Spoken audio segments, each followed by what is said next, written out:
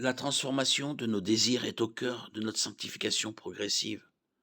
Romains 7, 18, 12, 2, Éphésiens 4, 22. Le système sacrificiel de l'Ancien Testament ainsi que la crucifixion du Christ peuvent être considérés comme un bouc émissaire divin, où le blâme était transféré d'un groupe à un individu. Exode 29, 36, 1 Corinthiens 5, 7, 2 Corinthiens 5, 21.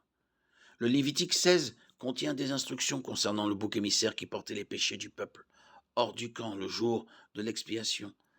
Ces enseignements bibliques sont certainement compatibles avec la théorie mimétique, du moins dans ses grandes lignes.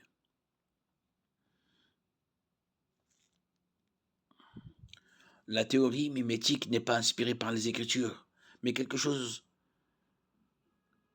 est ressenti comme confirmé par la Bible. Au sens strict, la théorie mimétique est donc extra-biblique. Il s'agit d'une idée qui n'est pas explicitement décrite, soutenue ou condamnée par la parole de Dieu. Elle ressemble beaucoup à d'autres tentatives philosophiques visant à définir ce que signifie le fait d'être humain et comment corriger nos défauts.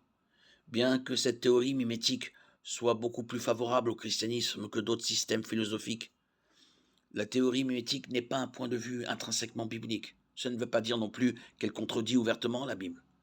Il est important d'évaluer toute application de la théorie mimétique sur la base de son accord avec l'Écriture et de ne pas évaluer l'Écriture en fonction d'une théorie élaborée par l'homme.